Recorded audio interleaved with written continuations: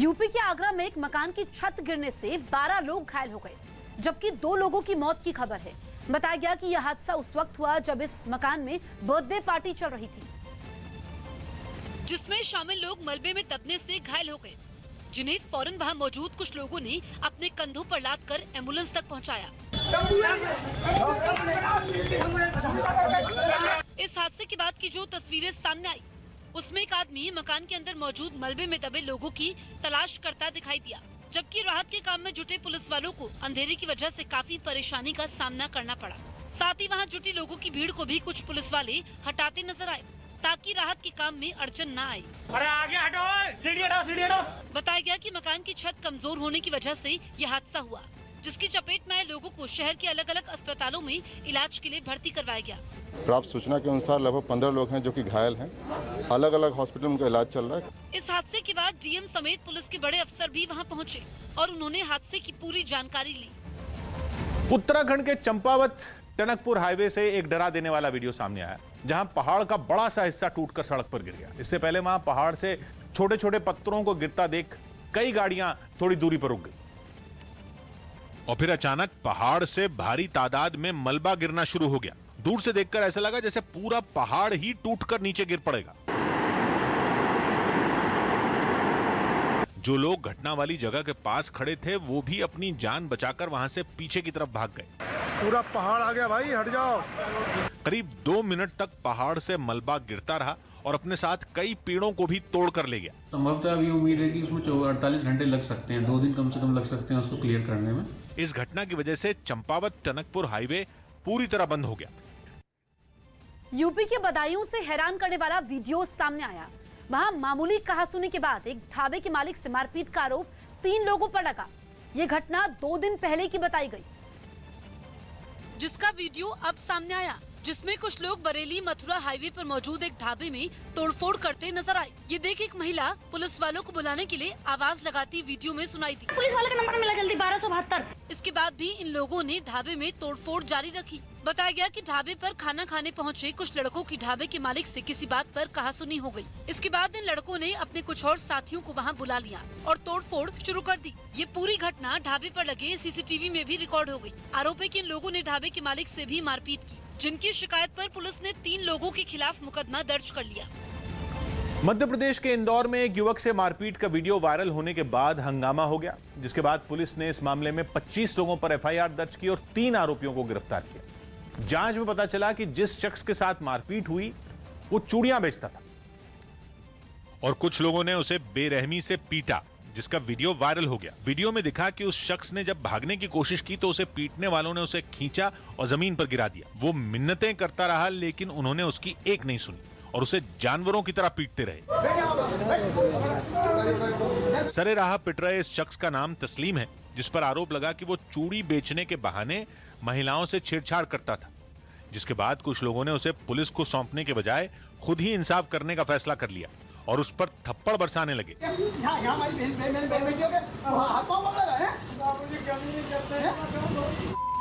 उसने हाथ जोड़े, अपनी सफाई दी, लेकिन ऐसा लगा कि उसकी ये बातें उसे पीटने वालों को सुनाई ही नहीं दी।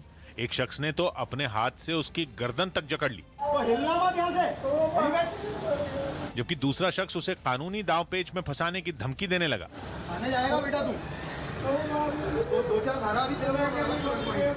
यही नहीं, अपनी इस हरकत पर वो जमकर इतराया और ये जताने की कोशिश करने लगा कि छेड़खानी का आरोप लगने के बाद वही चूड़ी बेचने वाले शख्स के भविष्य का फैसला करेगा। अपनी गली में घूम रहा, अपनी जिम्मेदारी है यार, कोई गलत व्यक्ति घूम रहा है। मारपीट का ये वीडियो वायरल होते ही बवाल मच गया और बहुत सारे लोग थाने पहुंचकर बवाल करने लगे, जिसके बाद पुलिस ने मारपीट के आरोपियों के खिलाफ 14 धाराओं में एफआईआर दर्ज की। इससे पहले रात में ही इस मामले पर हो हल्ला शुरू हो गया और इंदौर के सेंट्रल कोतवाली थाने के बाहर शोरगुल शुरू हो गया। गुस्से में लोग नारे लगाते दिखे और लगा कि वो थाने का गेट तोड़कर अंदर घुस जाएंगे।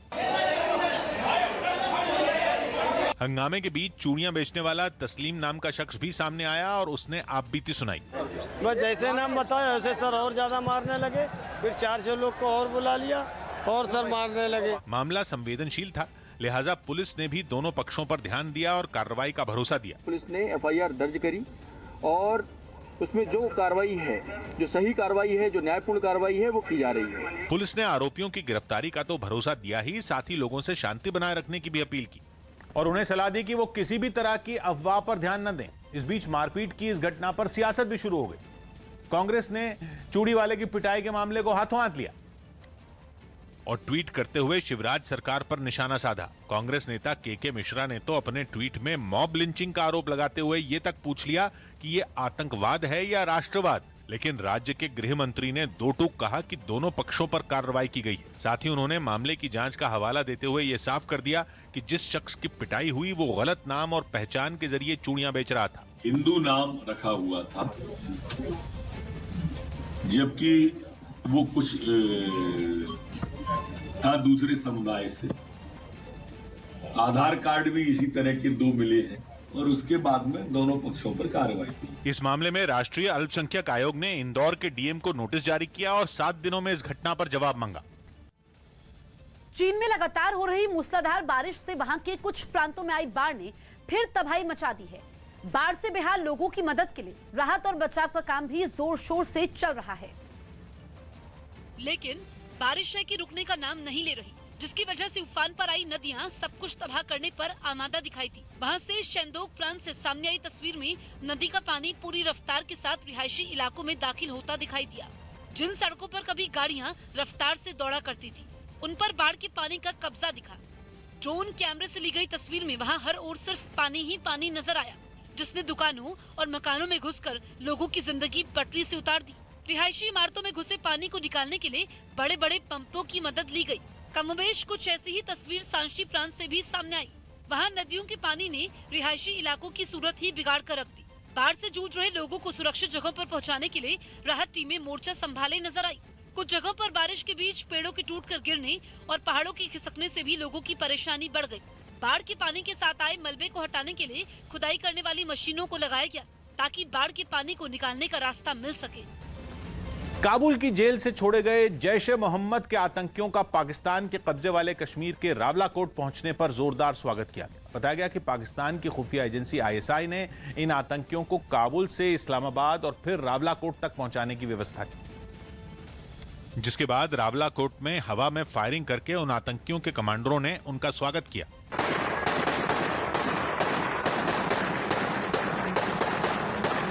काबुल की जेल से छूटकर आने के बाद जैश-ए-मोहम्मद के दूसरे आतंकी उनसे गले भी मिले।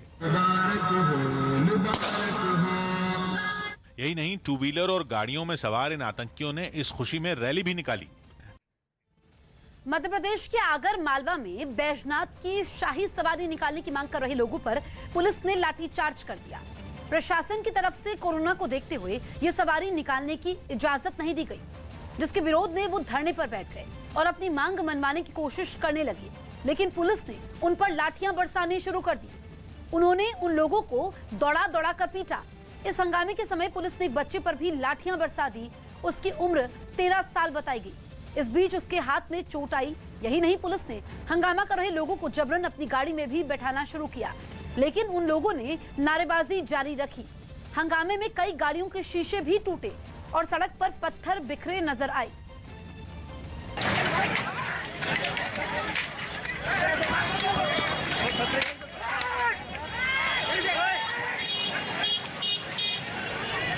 जम्मू में अंतर्राष्ट्रीय सीमा पर एक बार फिर पाकिस्तानी ड्रोन की घुसपैठ की खबर सामने आई। न्यूज़ 18 के पवन शर्मा की रिपोर्ट है कि इस बार जम्मू के अरनिया सेक्टर में पाकिस्तान की तरफ से एक ड्रोन ने घुसपैठ की। ये ड्रोन सुबह करीब 6 बजे भारतीय सीमा में दाखिल हुआ और वहां बनी BSF की पोस्ट के ऊपर तक पहुंच गया।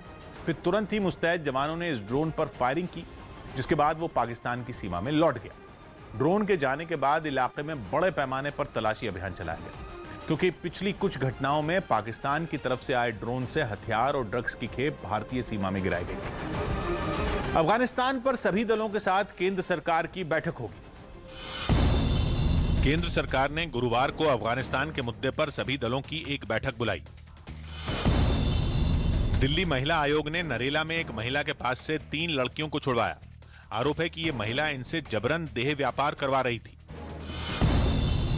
तमिलनाडु में लंबे समय बाद सिनेमाघर खोल दिए गए, लेकिन अभी वहां सिर्फ 50% दर्शक ही फिल्म देखने जा सकेंगे। दिल्ली के मोहल्ला क्लिनिक की तर्ज पर मुंबई के नगर निगम बीएमसी ने कंटेनर क्लिनिक की शुरुआत कर दी, जहां मुफ्त में मरीजों की जांच कर उन्हें दवाइयां दी जाएंगी। साथ ही कोरोना की जांच के लिए RT-PCR टेस्ट भी किया जाएगा। बीएमसी ने मरीजों के इलाज के लिए शिपिंग में इस्तेमाल होने वाले कंटेनर में क्लिनिक बनाया। ये जो बाकी बीएमसी के अस्पताल है, उन्हीं अस्पतालों की तरह यहाँ पर भी लोगों को दवाइयाँ दी जाती है। AC और CCTV से लैस इस क्लिनिक में एक वक्त पर 40 से 50 मरीजों का इलाज किया जा सकता है। जांच करते भी है और उसके रिपोर्ट्स भी आ जाते हैं टाइमिंग पे और हम लोग उनको उस हिसाब से ट्रीट भी करते हैं। पहला कंटेनर क्लिनिक शहर के शिवड़ी इलाके में खोला गया। वहाँ के पार्षद ने बताया कि ऐसी कौन सी वजह रही जो इस क्लिनिक की शुरुआत वहाँ से की गई। यहाँ पे कोई भी वैद्यकीय सुविधा नहीं थी, तो उनको एक तो 3.5 किलोमीटर फाटक क्रॉस करके जाना पड़ता था। दिल्ली में भलसवा डंपिंग साइट का एक बड़ा हिस्सा टूटकर उसके आसपास मौजूद झुग्गियों पर जा गिरा। इस घटना में कई झुग्गियों के अंदर घुसने का रास्ता तक बंद हो गया। जो लोग अंदर फंस गए उन्हें किसी तरह बाहर निकाला गया, लेकिन उन लोगों में दहशत फैल गई। कोई नहीं निकाला था, पूरा दब गया था, गिरा दबा था। इस घटना की जानकारी मिलने के बाद इलाके के निगम पार्षद वहां पहुंचे और भरोसा दिया कि वो इसका हमेशा के लिए समाधान निकालने की कोशिश करेंगे। सिटी के सारे आला अधिकारी यहाँ पहुँचे हुए हैं। मेरा प्रयास होगा इसका परमानेंट निदान हो। महाराष्ट्र के थाने से हैरान करने वाली कुछ तस्वीरें सामने आई। वहां एक वैक्सीनेशन सेंटर के बाहर लोगों ने जमकर हंगामा किया। बताया गया कि उस सेंटर के बाहर पहले बोर्ड लगाया गया कि वहां जो लोग ऑनलाइन स्लॉट लिए बिना ही वहां आएंगे उन्हें वैक्सीन लगाई जाएगी। लेकिन जब लोग वहां पहुंचे तो ऐसा नहीं हुआ, जिस पर उन लोगों का गुस्सा 7वें आसमान पर पहुंच गया और वो हंगामा करने लगे। वैक्सीनेशन सेंटर के बाहर भीड़ जुटने से सड़क जैम हो गई, गाड़ियों को वहां से आने जाने में दिक्कत हुई। लेकिन गुस्साए लोगों ने साफ किया कि वो बिना वैक्सीन लगवाए वहां से नहीं जाएंगे। प्लान लिखा हुआ है वहाँ पर, 500 आदमी का प्लान लिखा हुआ है। काम धंधा नहीं है क्या? अमेरिका के टेनेसी राज्य में बादल इतने बेहिसाब बरसे कि वो 2 दिन पहले वहां अचानक बाढ़ आ गई और फिर मौत ने ऐसा तांडव किया कि 22 से ज्यादा लोगों की मौत हो गई और लगभग 25 लोगों का अभी तक कुछ अता पता नहीं। वहां के एक इलाके में 24 घंटे में 17 इंच से भी ज्यादा बारिश हुई, जो कहा जा रहा है कि राज्य में एक दिन में हुई बारिश का एक रिकॉर्ड है। और उस रिकॉर्ड तोड़ बारिश का पानी ऐसा सैलाब ले आया कि लोग त्राहिमाम करने लगे। बाढ़ के गंदे मटमैले पानी ने इलाके पर ऐसा कब्जा किया कि क्या छोटा क्या बड़ा, हर चीज हर सामान उसके आगे नतमस्तक नजर आया। लोहे के बड़े बड़े ढांचे तक उखड़ कर बह गए। सैलाब ने अच्छे खासे इलाके की सूरत बिगाड़ कर रख दी। वो तो तबाही मचाकर आगे बढ़ गया, लेकिन अपने साथ लाया मलबा सड़क किनारे पटक गया। इसके बाद जो तस्वीरें सामने आई उन्हें देखकर लगा ही नहीं कि टेनेसी में बाढ़ ने उधम मचाया हो। वहां मंजर ऐसा था जैसे भयानक तूफान या बवंडर ने राज्य पर धावा बोला हो, क्योंकि वहां सिर्फ सामान ही नहीं बल्कि दर्जनों गाड़ियां जगह जगह पलटी दिखी। लोगों के घर भी बुरी तरह बर्बाद हो गए। कुदरत ने ऐसा कहर ढाया कि एक कार में तो आग तक लग गई और बाढ़ के बीच वो सुलगती नजर आई। दिल्ली के पास हरियाणा के गुरुग्राम से हैरान करने वाली कुछ तस्वीरें सामने आई। वहां एक फ्लाईओवर के नीचे की दीवार गिर गई, जिससे हड़कंप मच गया। बताया गया कि वहां बिछी सीवर लाइन के टूटने से यह हादसा हुआ, जिसकी वजह से वहां की मिट्टी धंस गई और फ्लाईओवर के नीचे की दीवार अचानक गिर गई। इस हादसे के बाद से उस फ्लाईओवर से गाड़ियों का आना जाना बंद है। वो तो गनीमत रही कि दीवार के गिरते वक्त किसी को चोट नहीं लगी। बताया गया कि दिल्ली से गुरुग्राम की तरफ जाने वाले रास्ते पर यह दीवार गिरी। मुंबई के माटुंगा से हैरान करने वाली तस्वीरें सामने आई। वहां कुछ लोगों ने मिलकर एक सब्जी वाले की जमकर पिटाई कर दी। बताया गया कि जिसकी पिटाई की गई वो पहले आरोपी की सब्जी की दुकान पर ही काम करता था, लेकिन लॉकडाउन के बाद दुकान खाली पड़ी थी तो पीड़ित ने उसे किराए पर ले ली और खुद की दुकानदारी शुरू कर दी, जिससे उसका पुराना मालिक नाराज हो गया और दुकान में घुसकर उसकी धुनाई कर दी, जिसकी सीसीटीवी तस्वीरें भी सामने आई, जिनमें दिखा कि 3 लोग ग्राहक बनकर वहां पहुंचे और सब्जी खरीदने लगे। तभी एक आरोपी दुकानदार से बहस करने लगा। पहले तो उसने उसको पीछे की ओर धक्का दिया। इस बीच दूसरा आरोपी भी दुकान के अंदर घुस गया। इन दोनों ने मिलकर मुक्कों और थप्पड़ों से उसकी पिटाई शुरू कर दी। इस बीच एक आरोपी ने पीछे से चाकू जैसी चीज उठाई और उसके पिछले हिस्से से पीड़ित के सिर पर कई बार वार किए। इस दौरान दुकान के बाहर कई लोग जमा हो गए, लेकिन उस दुकानदार को बचाने के लिए कोई भी आगे नहीं आया, जबकि आरोपी ताबड़तोड़ उस पर वार करते रहे। बाद में पुलिस ने मामला दर्ज कर सीसीटीवी फुटेज के आधार पर 3 आरोपियों को गिरफ्तार कर लिया। जिस तालिबान ने अफगानिस्तान के 33 प्रांतों पर बेहद आसानी से कब्जा कर लिया, उसे अब पंजशीर में कदम रखने के लिए लोहे के चने चबाने पड़ रहे हैं। अहमद मसूद की सेना ने पंजशीर की तरफ बढ़ रहे तालिबान के 300 आतंकवादियों को मौत के घाट उतार दिया है।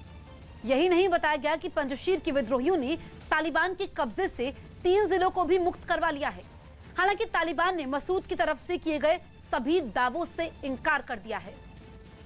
जिस तालिबान के कहर से अफगानिस्तान के ज्यादातर इलाके हलकान हैं, जिस अफगानिस्तान में सड़कों से लेकर एयरपोर्ट तक तालिबान की ज्यादतियां शुरू हो गई हैं, जिस अफगानिस्तान में जनता पर तालिबान की गोलियां और कोड़े बरसने लगे हैं, पंजशीर में अहमद मसूद और अमरुल्लाह सालेह की जोड़ी के सामने उन्हीं तालिबानी आतंकियों के पसीने छूटने लगे हैं।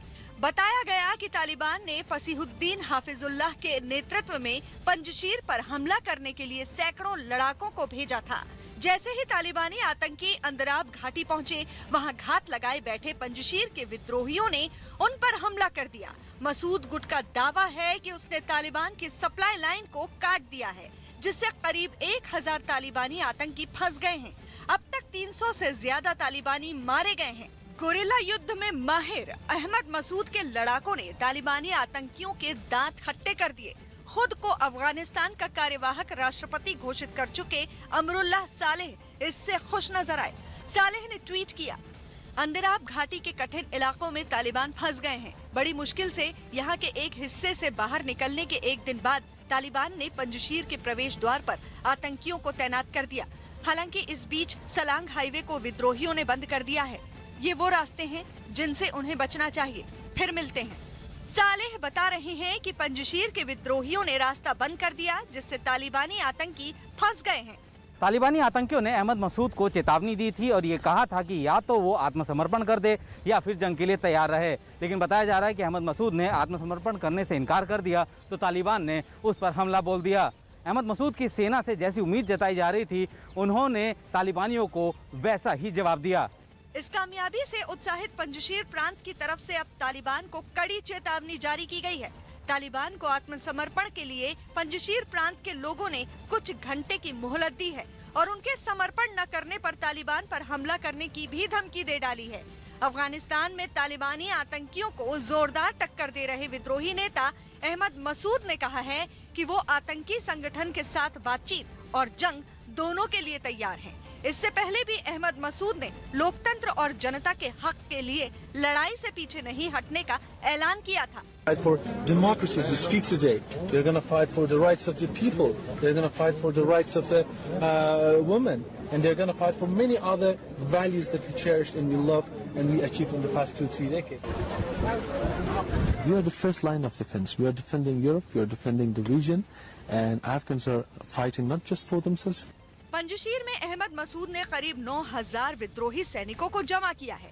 मसूद के लड़ाकों के पास हमवी जैसी गाड़ियां भी हैं। इस बीच खबरें ये भी हैं कि बीती रात तालिबान और पंजशीर विद्रोहियों के बीच किसी तरह की झड़प नहीं हुई। विद्रोहियों के कमांडर पीर मोहम्मद खाकसार और गुल हैदर खान घाटी में मौजूद हैं। इस बीच कुंदुज में तालिबान के गवर्नर और बगलान में तालिबान के डिप्टी गवर्नर ने हथियार के साथ सरेंडर कर दिया है। पंजशीर प्रांत के ट्वीट के मुताबिक दोनों ने बगलान प्रांत में सरेंडर किया।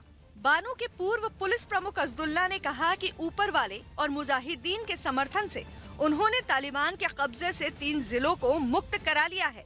तालिबान की बढ़ती ताकत के बीच पंजशीर घाटी से आ रही ये खबरें विद्रोहियों और मसूद सालेह समर्थकों का उत्साह बढ़ाने वाली हैं। पंजशीर के लड़ाकों ने उत्साहित होकर एक ट्वीट भी किया है, जिसमें तालिबान से आजादी का संकल्प तो है ही, साथ ही दुनिया के लोगों से उन्हें जवाब में कमेंट कर समर्थन जताने की अपील की गई है, जिसमें जगह और वक्त का भी जिक्र हो, ताकि ये पता चल सके कि कौन कहां से उनके साथ खड़ा है। यही नहीं, टैंकों और अहमद मसूद की तस्वीरों के साथ लड़ाकों की तस्वीरें फिर से इतिहास बनाने के संकल्प के साथ ट्वीट की जा रही हैं। किसी भी सूरत में वो तालिबान के सामने झुकने वाले नहीं। मसूद की सेना के इन दावों के बीच तालिबान के प्रवक्ता ज़ैबुल्लाह ने विद्रोहियों पर कई जिलों को बर्बाद करने का आरोप लगाया और दावा किया कि तालिबान के आतंकी पंजशीर के लड़ाकों की घेराबंदी कर रहे हैं। उन्होंने इस मसले का शांतिपूर्ण समाधान की मंशा भी जाहिर की। जम्मू कश्मीर के सोपोर में सुरक्षा बल और आतंकवादियों के बीच मुठभेड़ चल रही है। 2 आतंकवादियों के घिरे होने की खबर है। एक दिन पहले सुरक्षा बल श्रीनगर में 2 आतंकवादियों को मुठभेड़ में ढेर करने में कामयाब हुए थे। हमारे सहयोगी रिफत फोन लाइन पर मौजूद हैं। रिफत, ताजा स्थिति क्या है?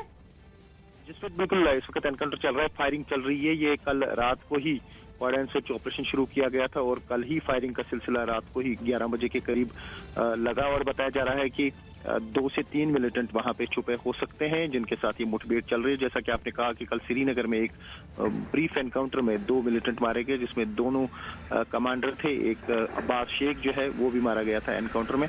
तो अभी सोपोर में एनकाउंटर हो रहा है। अभी 1 जनवरी से लेकर आज तक 100 मिलिटेंट जो है मारे गए हैं और अभी इस वक्त ये एनकाउंटर चल रहा है। ठीक है रिफत, आप नजर बनाए रखिए।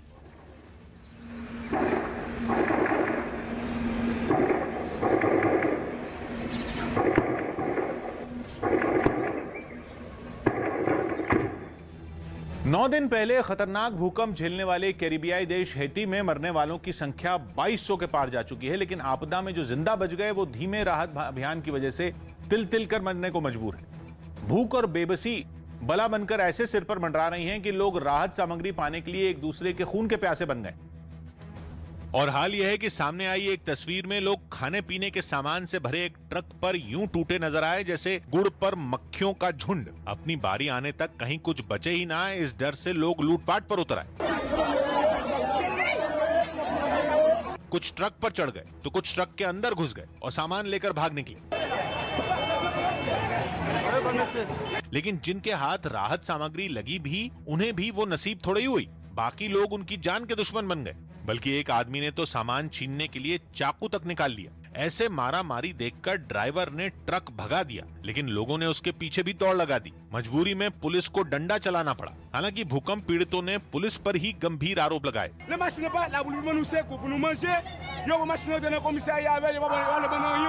हैती के सिर्फ एक इलाके का ही हाल ऐसा नहीं है, बल्कि भूकंप की मार झेलने वाले हर हिस्से की कहानी मिलती जुलती है। वहाँ लोगों के अंदर भुखमरी का खौफ इस कदर घर कर गया है कि जगह जगह राहत सामग्री पाने के लिए हुजूम उमड़ रहा है। छत्तीसगढ़ के मुख्यमंत्री भूपेश बघेल और टीएस सिंहदेव आज दिल्ली में कांग्रेस नेता राहुल गांधी से मिलेंगे। न्यूज 18 के आदित्य राय की खबर है कि छत्तीसगढ़ में नेतृत्व परिवर्तन को लेकर भूपेश बघेल और टीएस सिंहदेव के बीच कुछ समय से खींचतान चल रही है। इस लिहाज से राहुल गांधी के साथ होने वाली बैठक काफी अहम है। बैठक में छत्तीसगढ़ के प्रभारी पीएल पूनिया भी मौजूद रहेंगे।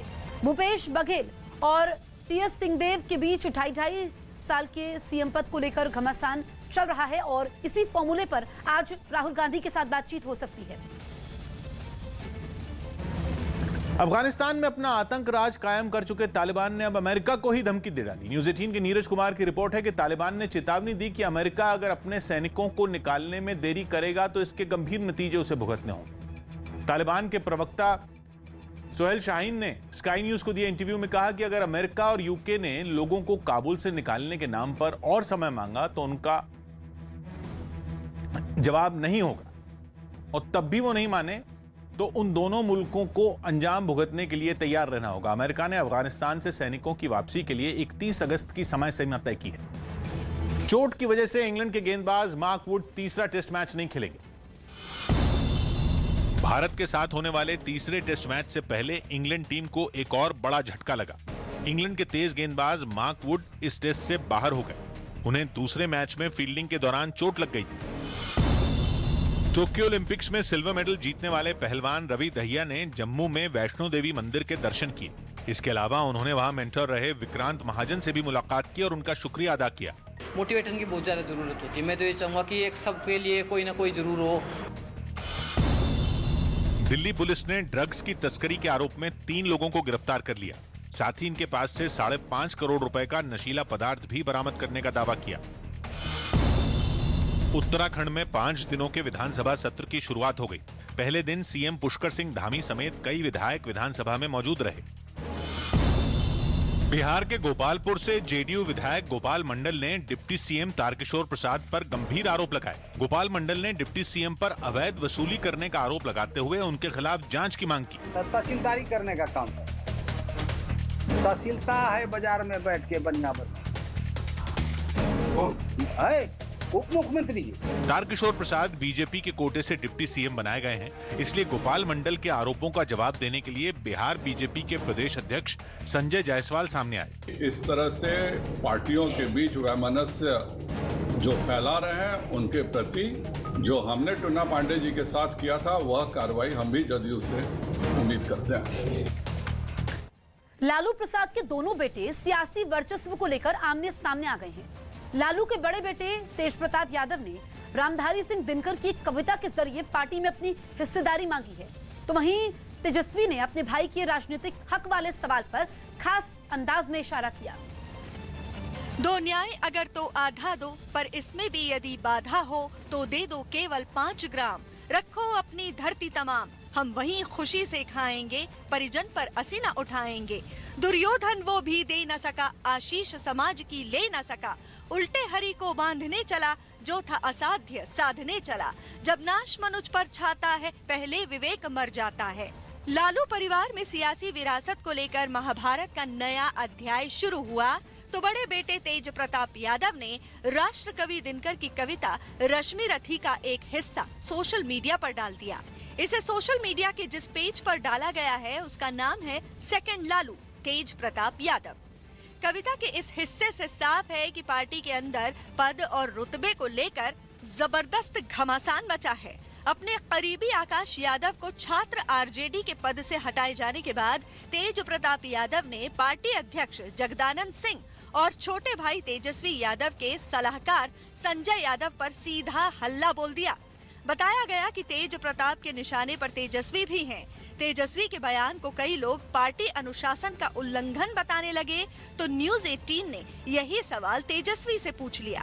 कोई भी इंस्टीट्यूशन, किसी भी दल में कम से कम अनुशासन ये सब तो होना ही चाहिए, लेकिन ये पार्टी के लोग देखेंगे ना कि भाई क्या है नहीं है, वो सब देख। जगदानंद सिंह का सम्मान रहेगा पार्टी में। जगदानंद सिंह हो गया, बात हो गया जी। जगदानंद सिंह का सम्मान, सब लोग सम्मानित हैं।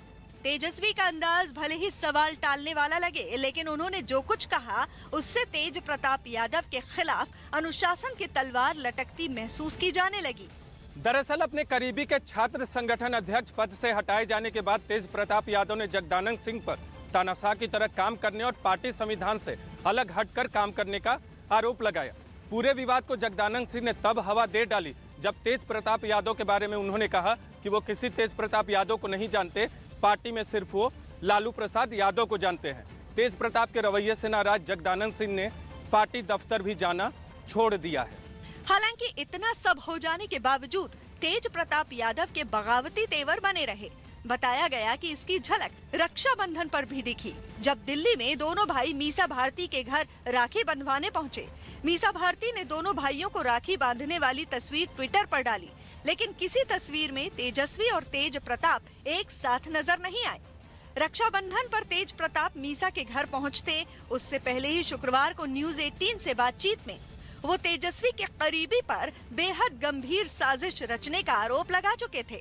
जिस तरीके से हमारे साथ जो षड्यंत्र लोग रचने का काम कर रहे हैं, हम यहाँ तक कि हमारा हत्या भी कराने का काम कर रहे हैं, और उसमें जो हमारा सुरक्षा में जो 3 जो बॉडीगार्ड हैं, जिनका नाम है बलबीर, नाम है सुदर्शन और निरंजन, ये तीनों का मोबाइल स्विच ऑफ करवा दिया गया है। ये हमारे सुरक्षा में रहते हैं, हमेशा शुरू से ही तैनात रहते हैं, तो इस तरीके का काम करवा रहे हैं ये संजय यादव मिलकर। देख लीजिए, ये हमारी हत्या कराना चाहते हैं ये संजय यादव, इसीलिए पूरे तरीके से ये आप देख लीजिए कि हमारी सुरक्षा को आज हटाया गया। हमारे सुरक्षा सुबह तक थे, लेकिन अभी शाम में जब हमको निकलना है तो निरंजन ने मोबाइल स्विच ऑफ कर लिया है, और बलबीर ने मोबाइल स्विच ऑफ कर लिया, और ये सुदर्शन ने मोबाइल स्विच ऑफ कर लिया है। आखिर ये हत्या करवाना चाहते हैं, हमारी सुरक्षा को क्यों हटाएगा, क्यों मोबाइल स्विच ऑफ करवाया गया? ये हम आईजी सुरक्षा से और बिहार सरकार से मांग करते हैं कि इन तीनों को सस्पेंड किया जाए। आरजेडी में घमासान तेज हुआ तो बीजेपी नेता सुशील कुमार मोदी को लालू परिवार पर तंज कसने का मौका मिल गया। हालांकि सुशील मोदी ने जो कुछ ट्वीट किया उसमें तेज प्रताप को लेकर उनका रुख न केवल नरम दिखा, बल्कि वो तेज प्रताप की शैली की तुलना लालू प्रसाद से करते भी दिखे। ये वही बात है जो खुद तेज प्रताप बोलते हैं, यानी सेकंड लालू। आज की ताजा खबर जारी है। मैं हूं किशोर अजवाणी।